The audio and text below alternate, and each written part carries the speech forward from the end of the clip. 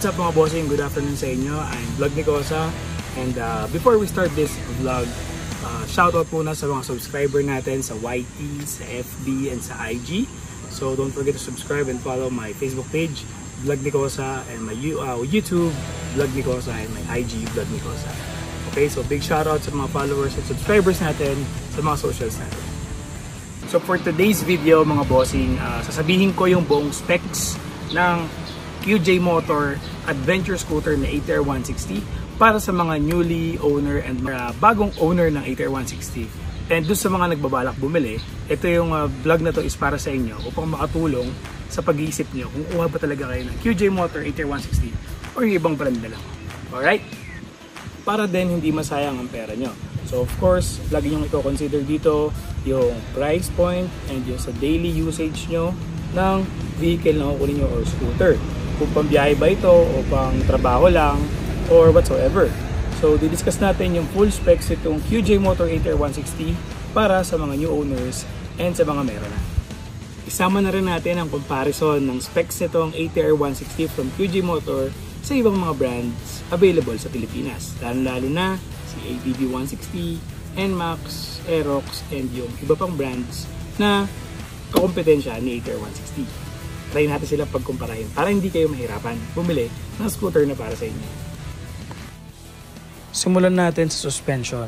Once na bumili ka ng ATR 160, stock to stock, out of the dealership, inverted front suspension na agad ang upgrades na nakalagay kay ATR 160. Yes, you heard it right. Yan po talaga ang kasamang suspension ni ATR 160. Inverted na po yan.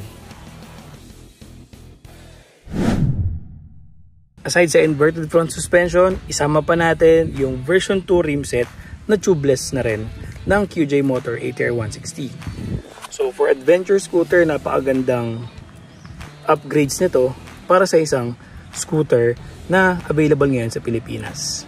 Kasama na rin sa rim set na version 2 is ang dual sport tire na CST ang brand ng QJ Motor ATR 160. Ito rin ang nag-iisang scooter na naka-projector headlight na out of the box. Means, kapag kuha mo, no need for upgrades, projector headlight na kagad ang kasama mo sa iyong unit. 4 na projector headlight po yan mga boss.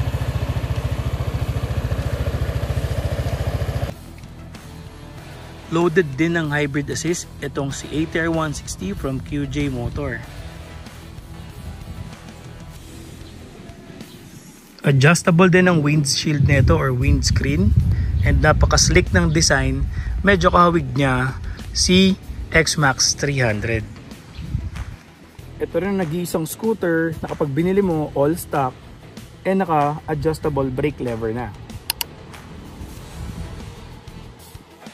Another features na maganda dito sa ATR 160 is yung handbrake.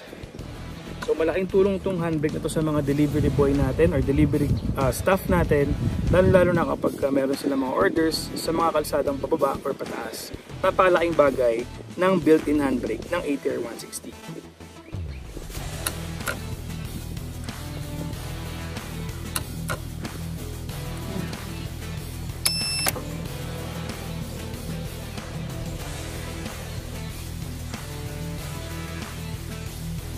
Isa pa sa magandang features nito ni ATR 160 from QJ Motor is yung walang kaparehas na specs, which is yung GPS na built-in and yung phone mirroring na pwede mong i-connect yung phone mo or mobile device mo dito sa TFT display niya.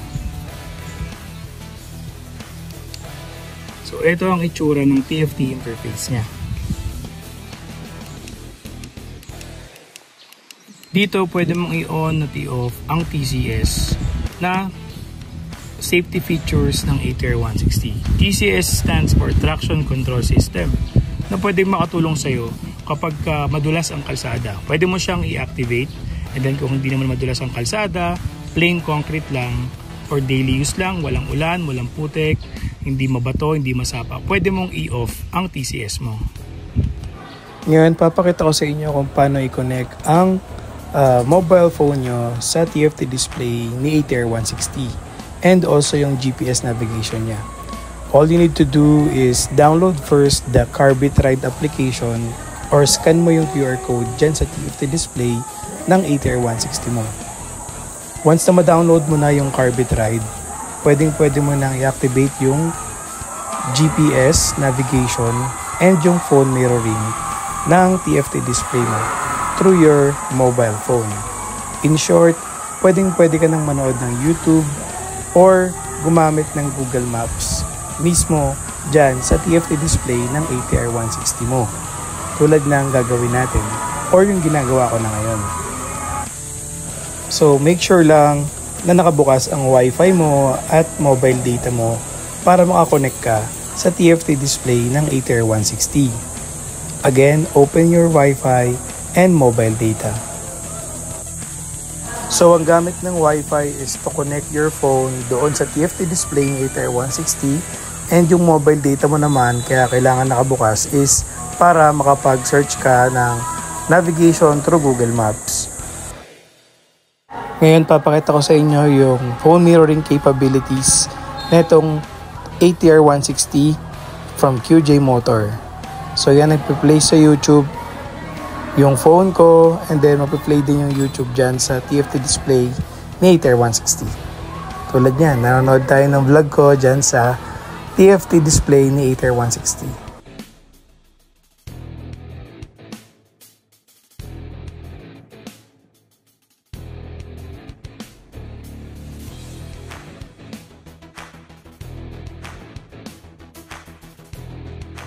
Dual rear shock with sub-tank suspension, adjustable rebound na din. And last but not the least, yung nag-iisang scooter na may mataas na rate ng battery. Si ATR 160 po ay may 12 volts, 14 amps battery capacity. Siya lang po ang kauna-unahang scooter na 160cc na may ganong kataas na rate ng battery. Once again, ito yung mga specs na meron si ATR 160 QJ Motor na wala ang ibang mga brands. Version 2 rim set, inverted front suspension, adjustable brake lever, projector headlight, hybrid assist, GPS, phone mirroring, and high capacity battery rate. Yan, so far yun po yung mga specs na meron si ATR 160 from QJ Motor na medyo nag-stand out sa iba't ibang brands na meron ngayon sa Pilipinas. Once again, this is Vlog ni Kosa. Hopefully nakatulong ako sa mga new owners ng ATR 160 and sa mga bibili pa lang ng scooter sa market ng Pilipinas. So, don't forget to subscribe, like, and follow my Facebook page, YouTube, and Instagram, Vlog ni Kosa. Isa lang po yan, wala nang iba. And kung may mga kailangan kayo, oil, lubricants, horn, or kusina, meron po tayo. Lagay ko na lang yung link sa description para dun sa mga order, bibigyan pa ng freebies, specifically sa mga member ng ATR 160 group. So every order nyo, bibigyan ko kayo ng freebies na Repsol mask, arm sleeve ng Repsol, stickers, and more freebies. Available sa atin yung Repsol Smarter Lubricant 10W40 fully synthetic pang ATR 160 and sa ibang mga scooter pa.